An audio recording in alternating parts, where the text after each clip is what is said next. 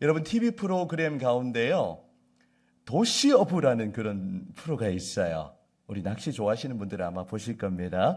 이 프로는 이 중장년 남자들의 취미로 인식되던 이 낚시라는 아이템을 가지고 유머 감각이 넘쳐나는 예능 버라이어티로 그렇게 탄생시키며 우리 사람들에게 낚시 열풍, 낚시 돌풍을 일으켰습니다. 저는 개인적으로 이 프로를 볼 만한 여유도 없고 자세히 보지는 못했지만 이 프로는 시즌 5까지, 시즌 5까지 나올 정도로 이 낚시를 좋아하는 분들에게 굉장한 그런 인기를 끌고 있는 그런 프로그램입니다. 아마 여러분 가운데 낚시를 좋아하시는 분들 많이 계시리라 생각합니다. 네.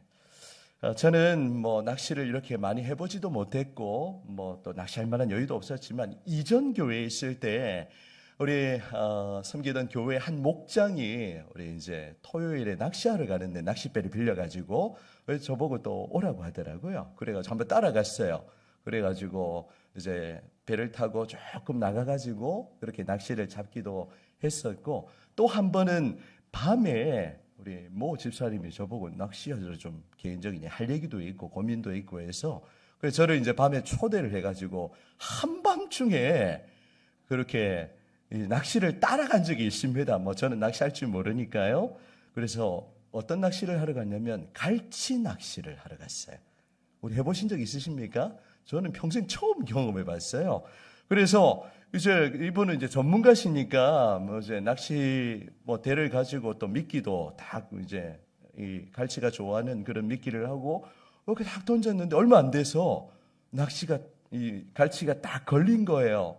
그래서 이렇게 딱 건져 올리는데 이 달빛이 아주 진한 그런 날이었는데 이 갈치가 말 그대로 은갈치 반짝반짝 빈다는 그걸 보면서 와우! 환호성을 질렀던 그런 경험이 있습니다. 이 한 마리씩 한 마리씩 건져 올리는데 그 재미가 굉장히 쏠쏠하더라고요. 또 우리 가운데는 또 이렇게 서해안 바닷가에 가서 이렇게 뭐라 그러죠? 조개? 또 뭐라 그러죠? 예? 갯벌 체험 말고 네. 해루길? 네, 하여튼 그거 좋아하시는 분들도 계시리라 생각합니다. 언제 또 우리 기회 되면 또 우리 전도회별로 또 그런 시간도 많이 여러분들이 우리 교회를 통해서 행복을 누리셨으면 좋겠어요.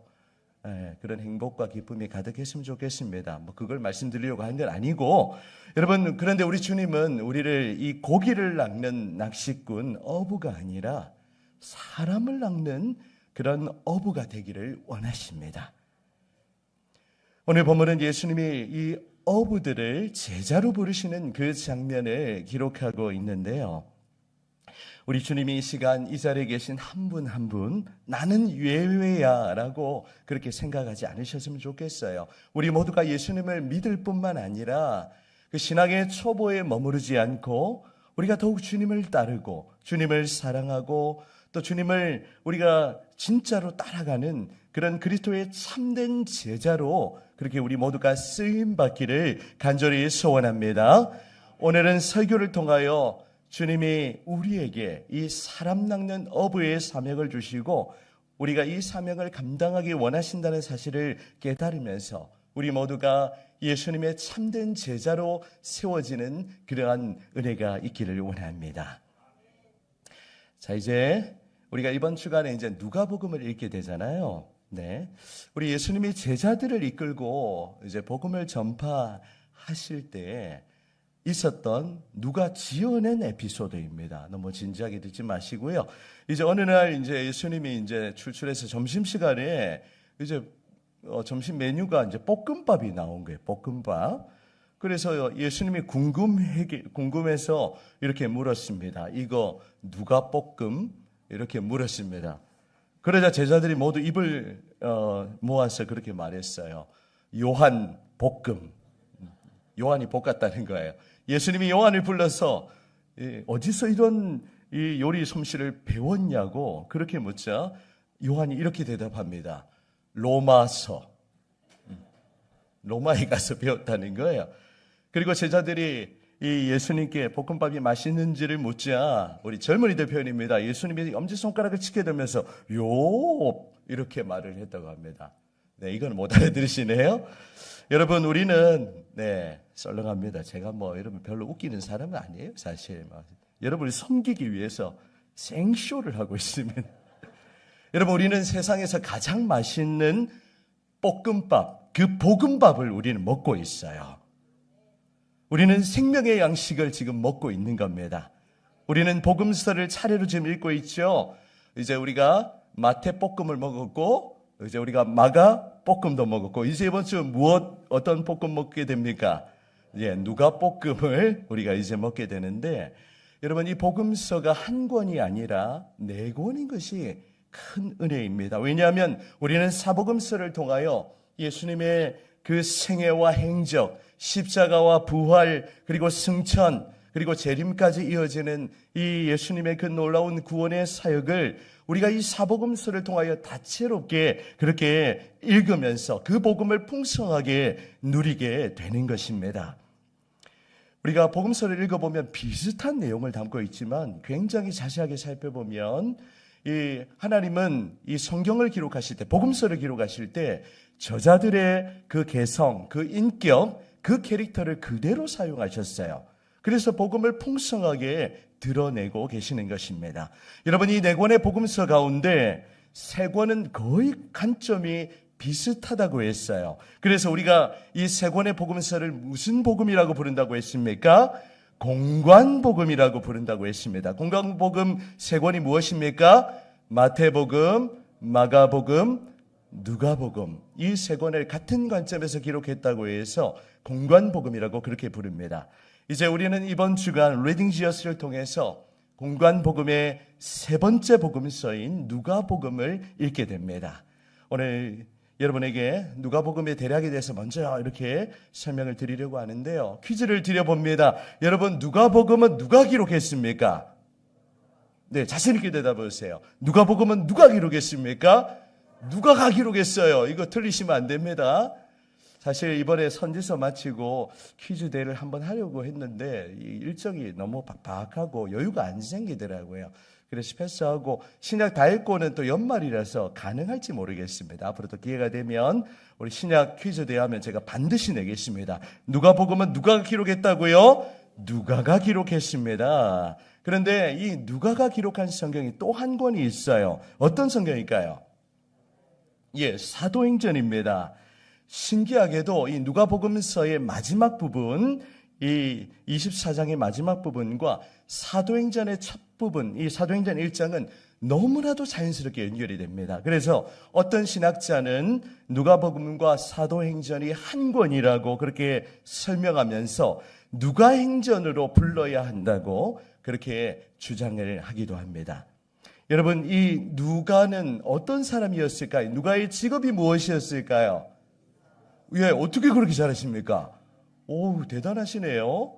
네, 사도 바울은 이 누가를 골로새 교회에 소개하면서 사랑받는 의사 누가라고 그렇게 표현을 하고 있습니다.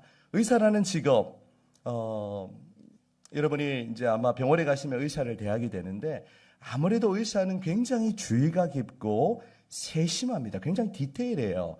우리가 병원 진료를 받을 때면 의사에 따라서 조금씩 정도의 차이는 있지만 의사는 대부분 우리의 그 여러 가지 증상을 이것저것 자세하게 물어봅니다. 그래야 정확하게 진단을 내릴 수가 있는 것이죠. 여러분 누가도 마찬가지입니다. 이 누가복음과 사도행전은 누가가 기록했기 때문에 이 의사로서의 세심함이 굉장히 잘 드러나고 있어요. 누가복음 1장 3절을 보십니다. 이렇게 기록합니다. 그 모든 일을 근원부터 자세히 미루어 살핀 나도 데오빌로 각하에게 차례대로 써보내는 것이 좋을 줄 알았노니 라고 그렇게 기록을 합니다. 의사는 그의 복음서인 누가복음과 이 사도행전을 저술하기 전에 마치 환자를 관찰하듯 자세히 미루어 살폈고 또 분석했으며 자세하게 그 내력을 기술했던 것입니다. 그래서 누가복음은 굉장히 디테일한 성경이에요. 누가복음에 보면 이런 의사의 특징이 잘 나타나고 있는데요.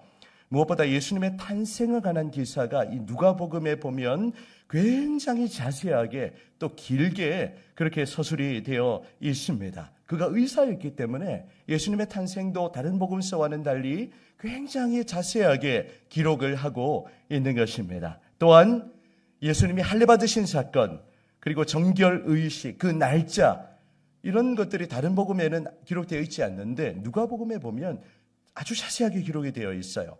특별히 이 누가복음에 보면 이제 예수님의 환우들을 고치시는 그 장면을 기록하면서 자세하게 묘사하고 있는 것을 보게 됩니다. 예를 들면 마가복음에 보면 이 마가는 베드로의 그 장모의 병을 단순히 열병이라고 그렇게 표현하고 있는데 누가복음에 보면 중한 열병, a high fever라고 그렇게 기록을 하고 있어요. 누가복음에는 이 병 고치는 기적에 대한 기사를 굉장히 세밀하게 기록하고 있음을 우리는 보게 됩니다. 그리고 누가복음 2장에 보면 여러분 이전에 우리 여러분 자녀 손주들 키우셨을 때 아기를 어디에 쌌죠? 아기를 어디에 쌌습니까? 네, 포대기에 쌌죠. 그것을 강보라고 표현합니다. 강보라는 표현이 누가복음의 2장에 보면 2번이나 다른 복음서에는 전혀 나타나지 않아요. 이런 표현들, 그가 의사였기 때문에 이런 세심함이 잘 드러나고 있는 것입니다. 하나님은 특별히 이 누가라는 인물을 사용해서 과학적으로 전문성을 가진 이 누가를 통하여 예수님의 그 기적을 보다 자세하게 세밀하게 그렇게 기록을 하고 있는 것입니다. 예수님의 동정녀 탄생, 그리고 예수님의 이적들, 또 이어지는 사도행전에 나타나는 표적과 기사들 보면 이 의사가 굉장히 세밀하게 기록하고 있는 것을 우리는 확인하게 됩니다. 그리고 이 누가복음에 보면 인자라는 단어가 굉장히 많이 나타납니다. 여러분, 인자가 무엇입니까? 인자가 무엇을 의미하는 표현이죠? 우리 구약의 에스겔을 향해서도 인자라는 표현을 많이 사용했는데 이 누가복음에도 보면 인자, 바로 사람의 아들로 오신 예수님의 그 사람됨, 예수님의 인성을 강조하고 있는 성경이 바로 누가복음이에요. 그래서 이 누가복음에 보면 인자라는 표현이 빈번하게 나타나는 것을 우리는 읽게 됩니다. 또한 누가는 이 1장 아까 우리가 3절 서두에서 밟히는 바이처럼 우리 데오필로를 비롯하여 이방인들에게 바로 메시아이신 그리스도를 소개하는 그 일에 초점을 맞추고 있습니다. 이런 배경을 기억한다면 여러분들이 누가복음을 훨씬 더 풍성하게 그렇게 읽어 나가실 수가 있겠습니다.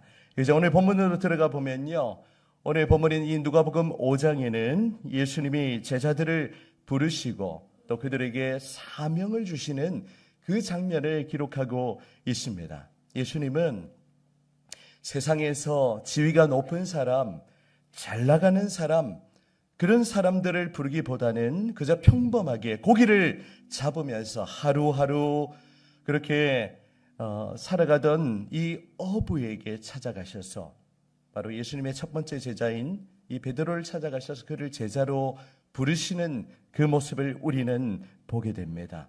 여러분, 시몬을 제자로 부르셨던 그 예수님께서 이 시간 저와 여러분 한 분 한 분, 우리 저 뒤에 앉아있는 우리 도행 집사님 부부, 우리 여러분 모두를 예수님의 제자로 그렇게 부르세요. 그 부르심에 우리가 믿음으로 반응하며 또 우리가 순종하기를 원합니다. 특별히 오늘 본문을 통하여 우리가 예수님의 참 제자의 모습이 어떠해야 하는지를 우리가 함께 살펴보기를 원하는데요. 특별히 우리가 10월 20일에 있을 직분자 선출을 앞두고 이미 직분을 받으신 분들, 그리고 또 새롭게 직분을 받으실 그 분들, 직분자의 모습이 어떠해야 하는지를 오버랩 시키면서 그렇게 우리가 오늘 예수님의 참 제자의 모습을 살펴보기를 원합니다. 첫 번째, 예수님의 제자는 어떤 사람일까요? 말씀에 의지하여 깊은 곳에 그물을 내리는 사람입니다. 신앙의 연수가 우리의 신앙의 성장을 보장하는 게 아니에요. 주님은 분명히 말씀하십니다. 먼저 된 자가 나중되고 나중된 자가 먼저 될 수 있다라고 그렇게 말씀하십니다. 우리가 철저하게 하나님의 말씀에 순종하고 말씀에 온전히 의지하는 삶을 살아갈 때에 우리는 예수님의 제자로서 한 걸음씩 더 나아갈 수가 있는 것입니다. 우리 자리에 계신 분들 지금도 잘 하고 계시지만 우리가 더 예수님의 제자로서 한 발짝 우리가 더 내었으면 좋겠어요. 한 발짝 우리가 더 앞으로 그렇게 나아가기 원합니다. 지금 있는 그 모습에 우리가 안주하지 않고 더 우리가 주님을 사랑하고 더 우리가 예배의 자리를 사모하고 더 말씀을 가까이 하고 더 우리가 섬김을 실천하고 그렇게 예수님의 제자로서 그렇게 성장하는 은혜가 저 자신을 비롯하여 우리 모두에게 있기를 원합니다. 여러분, 예수님의 제자 그리고 직분자는요, 자신의 선입견 그리고 기존에 가지고 있던 그 생각들, 그것을 내려놓고 주님의 말씀에 전적으로 순종하는 사람입니다. 오늘 예수님이 지금 시몬에게 찾아가셔서 시몬이 이해할 수 없는 그런 말씀을 하고 계시죠. 우리 4절을 여러분 함께 읽도록 하겠습니다. 무리를 가르치시고 난 이후에 이제 시몬에게 이런 말씀을 주세요. 같이 한번 읽겠습니다. 시작. 말씀을 마치시고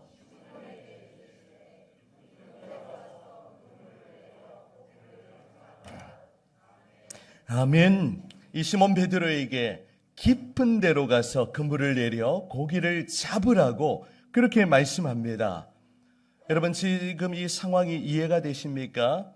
자신이 알지도 못하는 그런 예수라는 작자가 뜬금없이 나타나서 말도 안 되게 깊은 곳에 가서 그물을 던지라고 하는 겁니다. 지금 여러분 앞에 내용을 보시면 아시겠지만 밤새도록 이 베드로는 물고기를 잡으려고 했지만 이렇게 물고기를 하나도 잡지 못해서 지금 이제 그물 씻고 철수하려는 그런 찰나에 나타나서 갑자기 그물을 깊은 데로 던지라고 그렇게 말을 하니까 어안이 벙벙했던 거예요. 베드로는 어부로서 이 어부일에 잔뼈가 굵은 사람이었습니다. 그의 상식으로는 도무지 이해할 수 없는 그런 말씀. 베드로는 누구보다도 이 물고기가 잘 잡히는 그 어장을 잘 알고 있었어요. 깊은 곳에 가면 고기를 잡을 수가 없었습니다. 하지만 예수님은 깊은 데로 가서 그물을 내려서 고기를 잡으라는 그런 말씀을 하고 계시죠. 지금 베드로가 이 예수님의 말씀에 어떻게 반응을 하고 있습니까? 에이, 안 됩니다. 깊은 곳에 가면 안 돼요. 고기 안 잡혀요. 라고 그렇게 대답을 했을까요? 아닙니다. 여러분, 베드로는 5절에 이렇게 반응하고 있어요. 우리 5절 말씀도 같이 한번 읽어보도록 하겠습니다. 시작. 시몬이 대답하여 이르되 선생님, 우리들이 밤이 새도록 수고하였으되 잡은 것이 없지만은 말씀에 의지하여 내가 그물을 내리리이다 하고 아멘. 베드로가 자신의 그 생각, 기존에 가지고 있던 그 선입견, 또 자신의 경험, 이성 판단 싹 다 내려놓고 어떻게 한다고 말씀합니까? 말씀에 의지하여 내가 깊은 곳에 그물을 내리겠습니다 라고 그렇게 주님의 말씀에 반응하고 있는 것입니다. 여러분, 무엇에 의지하여 그물을 내린다고요? 말씀에 의지하여. 다시 한번요. 무엇에 의지하여 그물을 내린다고요? 말씀에 의지하여. 여러분, 예수님의 제자가 되려면 내 생각을 내려놓아야 돼요. 이제 그게 안 되니까 자꾸 내 생각을 말하는 겁니다. 마치 내가 하나님이 되어 진리를 말하는 것처럼 그렇게 말하는 경우가 저 자신부터 얼마나 많이 있는지 몰라요. 여러분, 우리가 정말 예수님의 참된 제자가 되기 위해서는, 또 우리가 직분자로서 사명을 감당하기 위해서는 나의 경험과 나의 생각, 나의 가치관 다 내려놓고 주님의 말씀에 있는 그대로 그렇게 순종하는 저와 여러분이 되시기를 간절히 소원합니다. 말씀에 의지하여 순종할 때, 베드로가 깊은 곳에 그물을 내렸을 때 놀라운 결과가 나타나죠. 6절을 보시면 어떻게 됩니까? 그렇게 하니 고기를 잡은 것이 힘이 많아서 어떻게 되었다고요?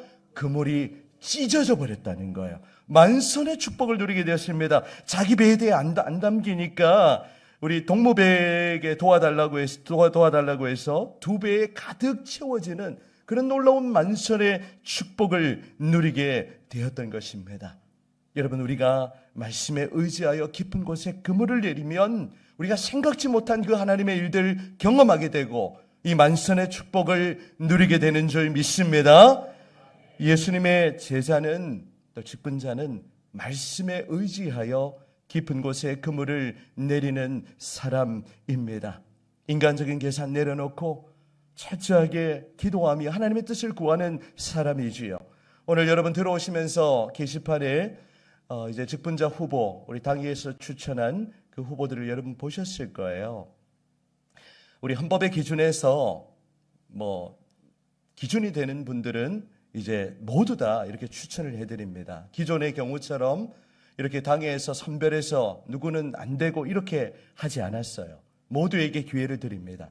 이제는 공동의회를 통해서 하나님이 직분자를 선출하실 것입니다. 여러분, 이 2주간의 기간 우리가 릴레이 기도를 통해 집중해서 기도할 텐데 여러분들이 바람몰이를 안 하셨으면 좋겠어요. 누구는 되고 누구는 안 되느니 우리 점심시간에도 그런 이야기 절대 하지 마시기 바랍니다. 그 판단은 하나님께서 하시는 것이지 사람이 하는 게 아니에요. 그리고 혹시라도 내가 자격이 안 된다라고 생각하시는 분들도 계시리라 생각합니다. 저도 자격 없어요. 저도 목사할 만한 그런 그릇이 아니라고 생각합니다. 하나님 앞에서 자격 있는 사람 누가 있을까요? 하지만 하나님은 감당할 수 없는 자에게 그를 충성되이 여기셔서 그에게 주님의 몸인 교회를 섬기는 직분을 주시는 거예요. 기도도 해보지 않고 사퇴하겠습니다 말하지 마시기 바랍니다. 정말 이번에 기도하셔서 내가 정말 저는 이번이 아닌 것 같습니다. 하나님 앞에서 또 그런 마음 주시면 오늘 말고 한 주간 기도하시고 다음 주일에 우리 선거관리위원장 장로님께 말씀을 해주세요. 기도도 하지 않고 나는 빼주세요. 그렇게 말하지 마시기를 바랍니다. 내 생각이 앞서는 그런 모습이죠. 여러분, 우리 교회의 직분자는 내 생각을 내려놓는 사람입니다. 주님의 말씀에 있는 그대로 순종하는 사람인 거예요. 우리가 주님의 말씀에 순종하면 하나님이 나를 통하여 이 물고기가 찢어지도록 잡히는 그런 놀라운 이 역사를 경험하게 하실 줄 믿습니다. 아멘. 두 번째, 우리 예수님의 참된 제자는 어떤 사람일까요? 자신의 죄인됨을 철저하게 인정하는 사람입니다. 내가 죄인이라는 것을 깨닫지 못하면 예수님의 제자가 될 수가 없어요. 왜냐하면 내가 죄인됨을 깨닫지 못하면 내 의가 나오기 때문이에요. 교회는 자신의 의를 자랑하는 곳이 아닙니다. 교회는 오직 은혜, 오직 예수 그리스도의 십자가, 오직 예수 그리스도의 그 행하신 그 공로를 말하는 곳이지 내가 이랬느니 저랬느니 나의 의를 말하는 곳이 아닙니다. 우리가 직분자로 쓰임받기 위해서는 나의 의가 사라지고 나는 없어지고 세례 요한의 고백처럼 그는 흥하여야 하겠고 나는 쇠하여야 하리라. 오직 주님만이 높임을 받으시는 곳이 바로 주님의 몸된 교회이고 우리 하나님의 나라인 줄 믿습니다. 오늘 이 베드로가 예수님의 이 놀라운 이 광경을 목도하고는 주님 앞에 바싹 엎드리고 있어요. 우리 8절을 함께 읽도록 하겠습니다. 8절입니다. 시작. 시몬 베드로가 이를 보고 예수의 무릎 앞에 엎드려 이르되 주여 나를 떠나소서 나는 죄인이로소이다 하니. 아멘. 베드로가 가장 먼저 하는 고백이 무엇입니까? 내가 하나님 앞에 뭐라는 거예요? 죄인이라는 걸 그냥 인정하고 예수님의 무릎에 엎드려서 주님 나를 떠나가세요. 나는 자격 없는 인간입니다. 나는 예수님의 제자가 될 그런 그릇이 아닙니다. 라고 그렇게 말을 하고 있는 것이죠. 베드로는 예수님이 행하시는 그 놀라운 일 앞에 자신이 그것을 감당할 수 없는 그런 죄인임을 그냥 뼛속까지 깊이 인식하고 자각하고 그것을 지금 고백하고 있는 것입니다. 또한 눈앞에 있는 이 예수님이 단순한 인간적인 스승 랍비가 아니라 신적인 권위를 가지고 있는 그 하나님의 아들이심을 그냥 온몸으로 경험했던 것이죠. 그래서 예수님의 무릎에 엎드려서 자신의 죄인됨을 인정하며 고백하고 있는 것입니다. 여러분, 우리가 예수님을 따르기 위해서 우리 자신의 죄인됨을 날마다 깨달아야 돼요. 철저히 나는 낮아지고, 그래서 우리는 십자가를 의지할 수밖에 없는 것입니다. 우리 이번 학기에 우리 상공사군 형제들, 자매들 양육 클래스를 진행하고 있는데요. 어제 5주차 주제가 우리 형제님들 무엇입니까? 성집사님, 회개였어요. 오늘 같은 맥락으로 이어지는 말씀입니다. 우리가 자신의 죄인됨을 깨닫지 못하기 때문에 자꾸 내 의를 말하는 거예요. 그리스도의 의는 온데간데 없고 내 의밖에 없는 거죠. 우리 자신의 죄인됨을 깊이 깨닫고 또 우리 하나님이 얼마나 거룩하시고 얼마나 위대하신 분이신지를 깨달을 때 우리는 점점 더 주님 앞에 엎드려지고 그리스도의 십자가를 더욱더 의지할 수밖에 없는 것입니다. 우리가 예수님의 제자로 쓰임받기 위해 우리가 말씀 가운데 우리 자신의 죄인됨을 날마다 깨닫고 우리가 주님 앞에 회개하는 삶을 살아가야 하는 줄 믿습니다. 이 회개는 일주일에 한 번 교회에 와서 우리가 이 참회 기도의 시간에만 하는 것이 아니라 어제 우리가 클래스에서 나누었듯이 우리의 삶의 방식이 되어야 돼요. 아, 주님, 제가 이런 죄인이군요.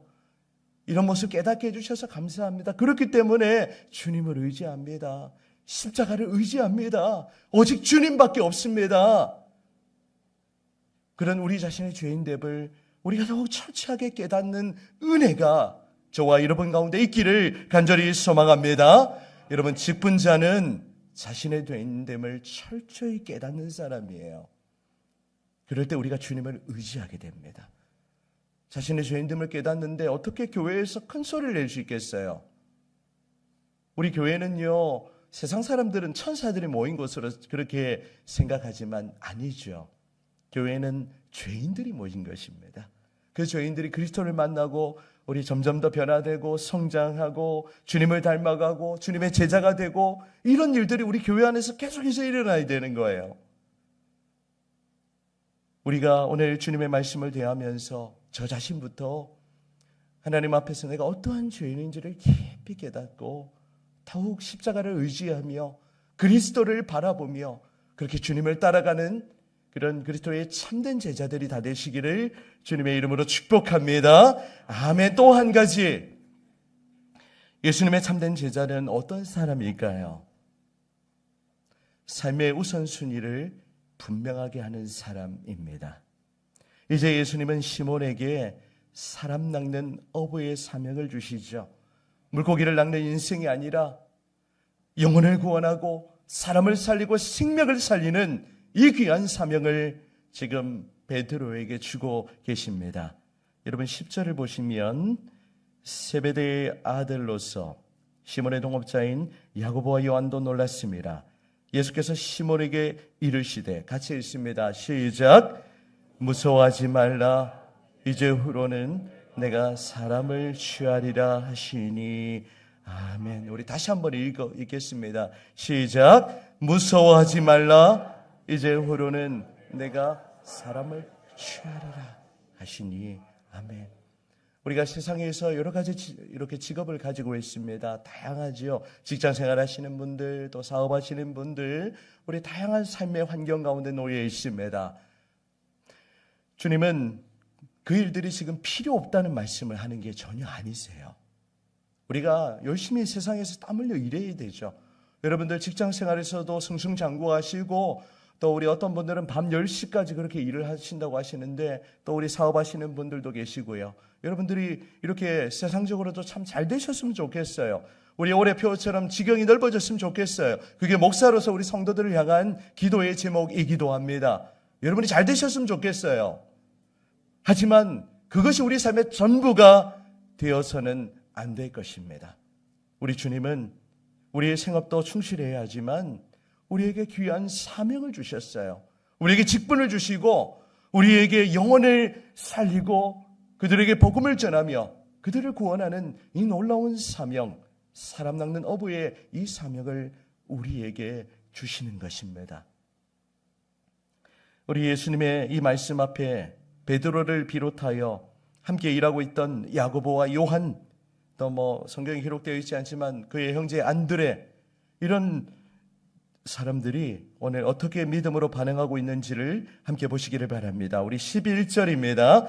11절입니다. 시작. 그들이 예수를 베드로 육지에 대고, 아멘. 제자들의 반응을 보십시오. 모든 것을 버려두고 주님을 따르고 있어요. 이것이 여러분 삶을 다 제껴두고 교회만 나와라, 이걸 말하는 게 절대 아닙니다. 우리의 삶의 우선순위를 분명하게 하라는 그런 말씀이죠. 우리 예수님은 분명하게 너희는 먼저 그의 나라와 의를 구하라고 말씀하십니다. 그리하면 어떻게 하신다고 약속하시죠? 이 모든 것을 너희에게 더하시리라. 우리가 하나님의 나라와 의를 구하면 주님이 우리의 삶을 돌보아 주신다는 겁니다. 우리의 삶의 필요를 채워주신다는 거예요. 이 모든 것을 더해 주신다는 그 약속을 주시는데, 우리 가운데 우리가 직분을 받았지만 또 믿음 생활하지만 하나님의 나라와 의를 구하는 것이 뒷전이 되어버렸습니다. 지금 시대가 그렇다는 거예요. 너무나도 안타까운 시대를 우리는 살아가고 있습니다. 이런 시대 가운데 여러분, 우리가 오늘 주님의 말씀을 따라 우리가 모든 것을 진짜 버리고 예수를 따르지는 못한다 할지라도 우리의 삶의 우선순위를 분명하게 하고 하나님이 우리 주위에 붙여주신 그 영혼들, 우리가 그 한 영혼이라도 우리가 그들을 구원하고 그들을 살리는 그 귀한 사명, 우리가 결코 놓치지 않기를 원합니다. 우리 믿지 않는 가족을 향한 여러분의 기도 결코 포기하지 마세요. 믿지 않는 남편과 우리 자녀들을 향한 그 안타까운 마음 잃어버리지 마시기를 바랍니다. 우리가 영혼에게 관심을 가지면 주님이 우리 교회의 영혼들을 보내주시는 겁니다. 그 마음을 잃어버리면 그냥 여기서 그대로 있는 거예요. 이것은 목사가 여러분에게 강요한다고 되는 게 아닙니다. 우리 주님이 우리 안에 이런 마음을 부어주셔야 되는 거예요. 우리가 그리스도의 사랑으로 충만해질 때 우리가 복음을 전하지 않고는 견딜 수 없는 그런 마음이 우리 가운데 그렇게 역동적으로 일어나게 되는 거예요. 우리 예수님의 제자로 부름받은 저와 여러분이 지금 당장 여러분에게 뭔가를 하세요, 그걸 말하는 게 아니에요. 우리가 더 주님 사랑하고 더 말씀 우리가 순종하고 한 걸음씩 나아가다 보면 우리가 더욱 생각지 못한 그런 주님의 나라의 일을 위하여 쓰임받게 될 것입니다. 우리 다시 한번 이렇게 말씀을 드립니다. 우리 직분자 후보로 추천받으신 분들, 우리 2주간 그렇게 기도로 준비하셨으면 좋겠어요. 그리고 혹시라도 또 이렇게 공동회의를 통해 선출되지 못하면 인간적으로 굉장히 낙심이 됩니다. 교회의 시험거리가 될 수 있어요. 저는 그걸 놓고 기도하고 있습니다. 한 사람도 시험 들지 않고 또 하나님이 어떤 결과를 허락하신데도 우리 믿음으로 감사하면서 또 부르신 그 자리에서 주님을 섬길 수 있다면 그것만큼 더 기쁨이 어디에 있겠습니까? 사랑하는 여러분, 이제 말씀을 맺으려고 합니다. 여러분, 우리가 예수님을 따라가는 척 남들에게 보이기 위해서 얼마든지 할 수 있어요. 우리가 그런 모습 저 자신부터 인정하고 고백합니다. 우리가 주님을 진정으로 따라가는 그런 예수님의 참 제자로 이 자리에 계신 여러분 모두가 쓰임받았으면 좋겠습니다. 우리가 제자의 삶을 살아가는 게 쉬운 일 아니죠. 이것도 해야 되고 저것도 해야 되고, 이번에 직분자를 세우는 게 여러분에게 족쇄를 채우는 게 전혀 아니에요. 여러분에게 부담을 드리는 게 아닙니다. 여러분에게 헌금해라 이런 얘기도 하지 않을 거예요. 그저 하나님의 부르심을 따라서 우리 하나님의 마음에 감동을 주시는 대로 우리 믿음으로 반응하고 순종하고 그렇게 주님의 교회를 섬겨 나가기를 원합니다. 여러분, 우리 모두가 직분을 받고 안 받고 그것을 넘어서서 예수님을 따르는 그 길이 가장 값지고 귀하고 우리의 영혼을 살리고 생명의 길로 인도하는 그 길임을 깨닫고 우리 모두가 예수님을 진정으로 따라가는 그런 그리스도의 참된 제자로 한 발짝씩 또 한 걸음씩 더 나아가는 그런 우리 교회가 되기를 주님의 이름으로 축원합니다. 아멘.